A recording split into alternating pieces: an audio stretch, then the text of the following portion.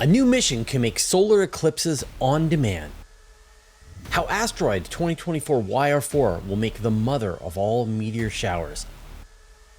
New pictures from Vera Rubin around the corner.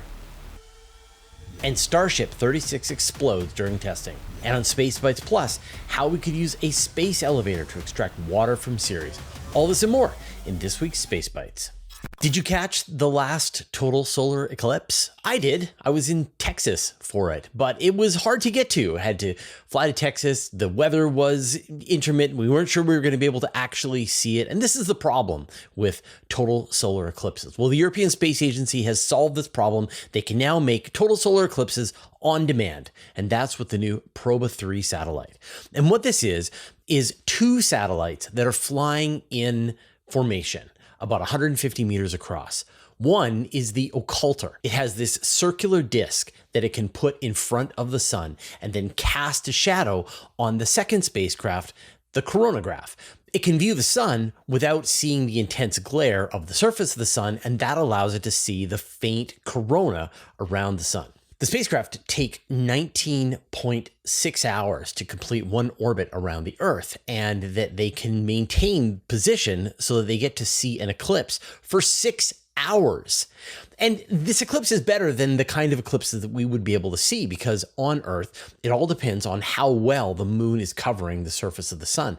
With the Proba 3, it can be aligned down to the millimeter so that it's seeing right to the very edge of the sun and the beginning of the atmosphere. And then you can make observations of regions right around the surface of the sun. So it's very cool. The European Space Agency can now make solar eclipses every single day. And speaking of the sun, another mission has been recently launched and is observing the sun, and that is NASA's Punch spacecraft. It's actually the polarimeter to unify the corona and heliosphere.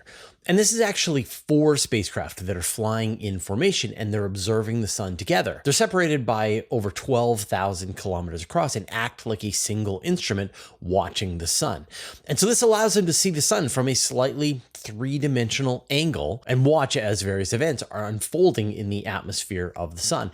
Like the Proba spacecraft, it has a coronagraph, so it blocks the direct light from the surface of the sun, allowing you to see details in the area around the sun. And when they were doing the commissioning phase of the spacecraft, they happened to catch a giant coronal mass ejection. And so you can see just this incredible release of energy from the surface of the sun. And we know that these coronal mass ejections, if they're directed towards the Earth, they can interrupt our communications, they can cause havoc and problems with our electrical system, cause satellites to go offline. So it's really important for us to better understand how the sun works. And we've got a story on Universe Today about this from Matt Williams. When we look back through the deep time of the Earth, we can see that there were events that caused havoc on our planet. There are these catastrophic mass extinction events where a lot of the life on Earth died.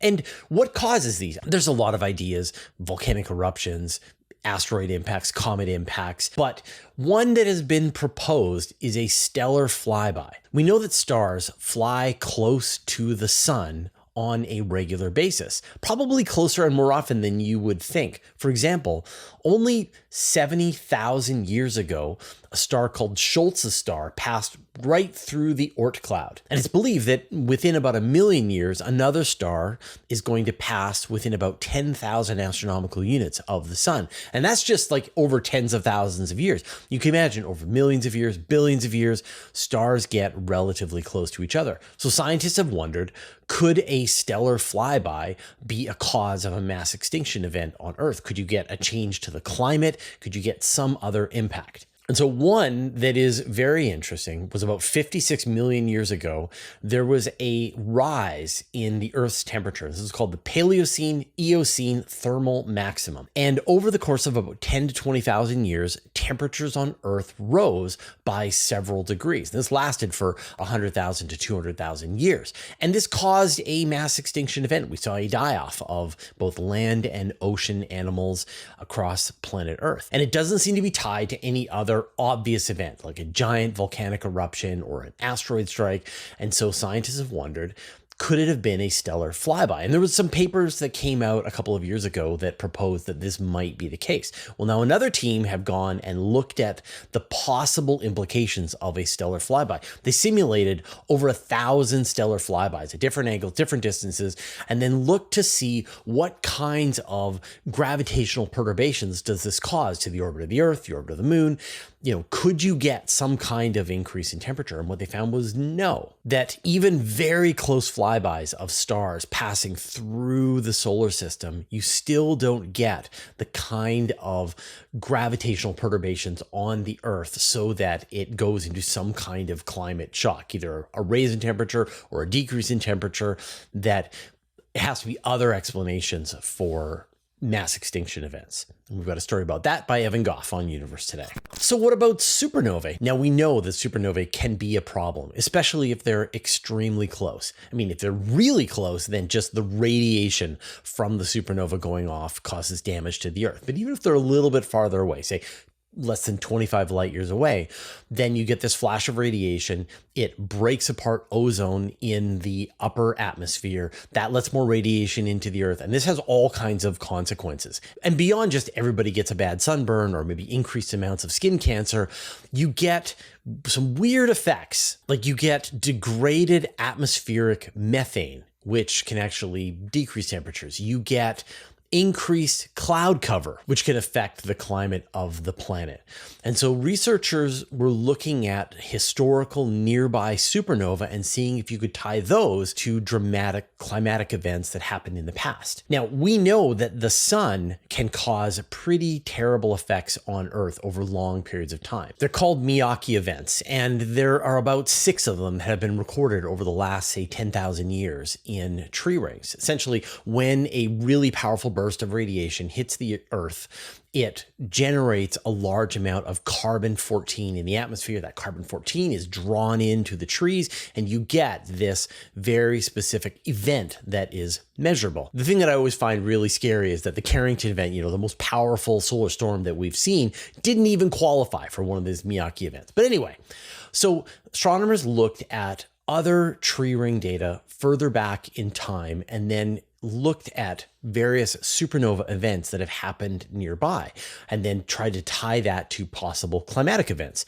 And what they found is some interesting correlations. So there are a couple of these carbon-14 events that happened about 14,000 years ago, and then another one that happened about 12,000 years ago. And the one at 12,000 years ago matches this cooling time in the Earth's climate called the Younger Dryas. There is a supernova remnant called the Vela supernova remnant, which happened at around this same time. So you get this supernova that went off about 12,000 years ago and not within that really dangerous distance. And yet you see an increase of carbon-14 in the atmosphere and you see a potential change in the Earth's climate during that period. And so it could be that relatively nearby supernovae are going off and influencing the Earth's climate. And we've got a story about that from Evan Goff. Now, you remember asteroid 2024 YR4? This was that asteroid that had a non-zero chance of striking the Earth in 2032. And then people did follow-on observations and brought those chances down. And now they're effectively zero. Is it weird how we were all sort of nervous and talking about this asteroid and now it's almost largely forgotten? Well, don't completely forget about it, because it looks like there is now a 4% chance that it's going to still strike the moon in 2032. Now, what if it does? It's a 50-meter asteroid that if it hits the moon, it will gouge out a crater about 1 kilometer across. It'll throw more than 100 million tons of lunar debris into space, and at least 10% of that is going to make its way down to low Earth orbit. And that's where all the satellites are. It'll only take a couple of days for the debris to get from the impact site on the moon down to low Earth orbit. And then the satellites orbiting the Earth will start getting pelted by debris from the impact. And it will be like an increased amount of the normal debris that they interact with, but it'll be 10 to 1,000 times more than what they normally experience. And so this is going to cause wear and tear on a lot of the satellites in orbit around the Earth. We'll also see one of the greatest meteor showers that humanity has experienced in modern time. So Would it be worth it to lose a lot of satellites to see the greatest meteor shower ever? Maybe. And if we do have a serious presence on the moon by 2032, like maybe there's the beginnings of a lunar base or something, then they would have to batten down the hatches if there was a strike, because you would get a lot of this debris falling back down onto the surface of the moon across the entire surface. But remember, there's only a 4% chance of this happening right now, and I'm sure they'll decrease it as we get closer to the flyby event. And we've got a story about that from Evan Goff. Every week, we do a vote on our channel where you tell us what you thought was the best story of the week. And the winner this week was a direct image of a planet forming around another star. And I wholeheartedly agree. What an incredible story. So thank you, everybody who voted in our channel. Now, we will post this poll into the post tab here on our YouTube channel. So at the time you're watching this video, the poll is there. And if you want, you can go over there and check it out. Or just while you're scrolling YouTube, you should see the poll show up. Give us a quick vote. Now, the best chance to see this is to subscribe to the channel, click on the notifications bell, and then just whenever you see polls, just vote. And that trains the algorithm. All right, now we've got some space flight news. First up, we saw a successful test of the new Chinese capsule's escape system. So China is working on their new crew capsule system. This is called the Mengzhou. And this is a follow-on from their existing capsule called the Shenzhou. Shenzhou was the original capsule developed by the Chinese, and really it's based on the Soviet Soyuz. The new Mengzhou is a capsule designed all by the Chinese, and it's designed to carry 7 astronauts, or taikonauts as they're called, both to the Chinese space station, but also it will eventually be the spacecraft that carries the Chinese astronauts to the upcoming lunar landing. And so this week they performed an escape flight test. And this is where they had the capsule with the escape tower on top of it, and then they fired the solid rocket boosters on the escape tower, lifted both the tower and the capsule up.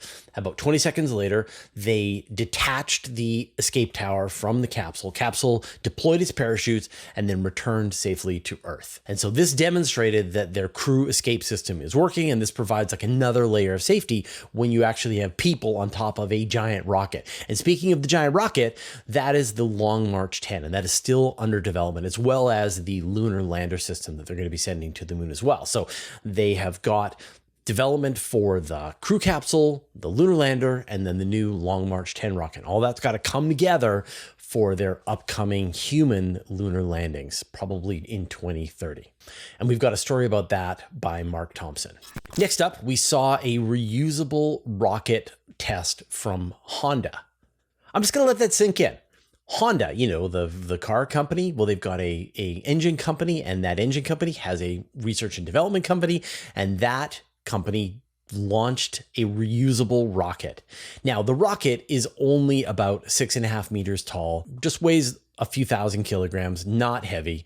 And yet they were able to perform a fully reusable test. The rocket took off, flew to an altitude of 271 meters, and then landed again within 37 centimeters of its intended target. The whole flight lasted about 57 seconds. This came out of nowhere. I mean, it's not entirely true. We've been reporting a couple of years ago that Honda was working on a reusable rocket and had done some static fire tests on the ground. They didn't give us any announcement that they were going to do this, and yet we got a successful test from them. So it's great to see another player in this field, and hopefully they'll be able to contribute to the larger field of reusable rocketry. So go Honda. Now, we've been reporting on Starship, and we had the last 3 Starship launches ended in failure, where the Starship didn't make it back through the atmosphere. This time we had a Starship that didn't even make it off the ground. So SpaceX was testing Starship 36.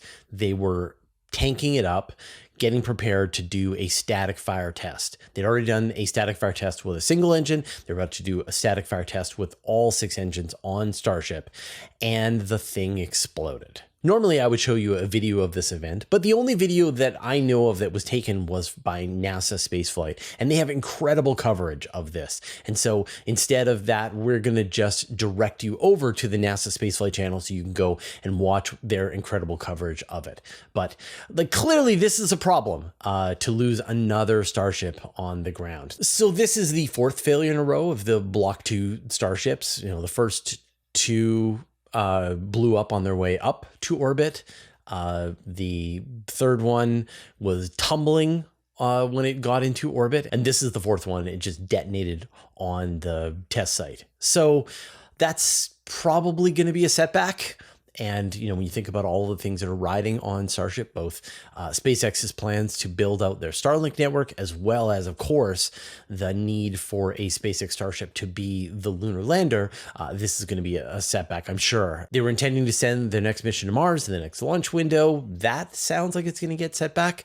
So we will continue to watch and see what happens and see how they recover. Hopefully we'll get a lot more information from SpaceX about what happened. We'll get more pictures, better understanding, and what they plan to do going forward. But right now, it's all just fresh. The thing just exploded, and we'll find out more. I also really enjoyed Scott Manley's analysis of this explosion. If you want more understanding of what actually happened, definitely check out his video. And I'll put links to both NASA Spaceflight and Scott Manley here in the channel. All right, this is it. It's about to happen. And that is that we're about to see the first light, the first images from the Vera Rubin Observatory. The plan is that they are going to release these images on June 23rd at 1500 Universal Time.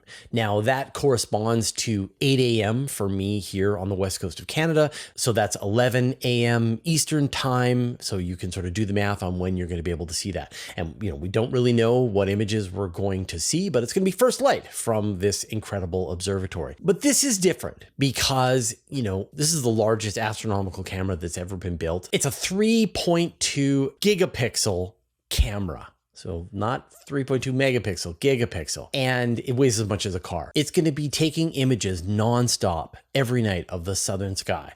And over the course of about 3 nights, it will have captured the entire field of view. And then it's going to start again. And then it's going to do it again. And over the course of its 10-year operation, it's going to take 800 images of every single part of the sky that it can see. And so if you imagine that the night sky is doing all of this stuff, there's supernova going off, there's asteroids moving through the field of view, there's comets, there's all kinds of interesting things to find, you will have this video of every single spot in the sky, 800 frames that take you through all of the stuff, all the stars that are blinking and changing in brightness and things that are disappearing. It's going to be an entirely new way of studying the universe. And we get to see that first picture on June 23rd. Now I'm going to be doing a live stream event with Dr. Pamela Gay and the rest of the team from CosmoQuest. Also, we're going to be doing an episode of Astronomy Cast talking about it. Now I've interviewed the director of Vera Rubin, Dr. Edward Ajar, so you can definitely check out that conversation. And then I'll be in full reporting mode as we start to get all of the new news and discoveries that are coming out of Vera Rubin. So stay tuned. It's about to get very exciting around here. Are you hungry for space news? Of course you are. You're watching Space Bites, but this is just a fraction of the interesting space news stories that we're covering on Universe Today. And that's my job. I'm the publisher of the Universe Today website. So for example, in addition, we're covering how fast radio bursts have helped to find the universe's missing mass. And we've got a story from Matt Williams. Do ocean worlds have smaller habitable zones than terrestrial worlds? We've got a story from Evan Goff. Now, this is an interesting story that I found, that lunar dust is bad. We know that, but researchers have compared the effects of lunar dust on human lung tissue and found that it's bad, but it's not as bad as the pollution you might experience living in a city. So let that sink in. We've got a story from Mark Thompson. So I am working on my weekly email newsletter, which covers all these and more stories. Goes out by email every Friday to 70,000 of my closest friends. It's completely free. There's no ads. I write every word. Check it out. Go to universetoday.com/newsletter to sign up. Now, did you know that we have a longer version of this video with one extra story? We call that Space Bites Plus, and it's available over on Patreon. Completely free, no ads. You don't have to sign up or anything. And this week's extra story is about how we could build a space elevator to get water off Ceres. And I'll put a link in the show notes. Now, I'm going to answer a question about what there is to do on Vancouver Island, which is where I live. But first, I'd like to thank our patrons. Thanks to Abe Kingston, Bear Lake Roofing, Brian Bodie, Caradwin, Chuck Hawkins, Commander Baylock, Cy Nielsen, David Giltonen, David Matz, Dustin Cable, Evan Pro, Greg Feely, Hudson Moore, James Clark, Jeremy Madden, Jim Berg, Jordan Young, Marcel Smits, Michael Purcell, Modzo, Paul Rohrbach, Ren Kaidu, Robeck, Sean Sargent, Stephen Fallon Munley, Vlad Shiplin, and Wolfgang Klotz, who support us at the Master of the Universe level. And all our patrons, all your support means the universe to us. So we often get a lot of comments and questions on Patreon, and Anna Polyrush asked, Fraser, can you recommend any cool places in Vancouver or Vancouver Island to visit? That's a great question.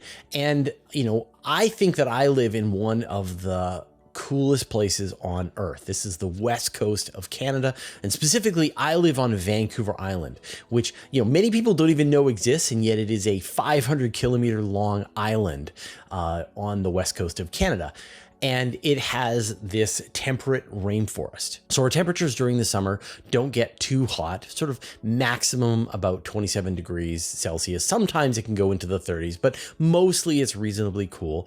And it rains a lot during the winter. It's a lot drier in the summer. And so we have just incredible forests. We have lots of mountains. We've got incredible sea life. And there's a lot of really neat places that you can go. Now, where I grew up is one of the coolest beaches in all of Canada. It's called Hornby Island. And it has this beach called Tribune Bay. And so if you can make it to Vancouver Island and then catch another ferry and go to Hornby Island, then you can check out this place. But there's a lot of great beaches just on Vancouver Island. On the west coast, we have Tofino, which is part of the Pacific Rim National Park. And it is just kilometer after kilometer of sand beach. It's really quite amazing. At the north part of the island is a place called San Joseph Bay, which is widely considered one of the best beaches in the entire world. And I have been there many times. You can camp out on the beach, and it's just beautiful. We have some gigantic old growth forests here on Vancouver Island, a place called Cathedral Grove that you can check out. And then there's a lot of activities that you can do around the island. There's a lot of fishing. You can do whale watching trips where you can actually go and see orcas as well as humpback whales. Tons of hiking and mountains to explore. We have some of the best mountain biking trails in the world. And people here spend more on their mountain bikes than they do on their cars. So if you're ever considering an adventure, come on over to Vancouver Island and check out where I live. Now, only come during the good weather. So from around May through October, the weather is great. And then from October to May, the weather is wet and miserable, and I do not recommend it. So for half the year, this place is paradise. For half the year, this place is pretty wet and cold. All right. I hope you enjoyed this episode. We'll see you next week.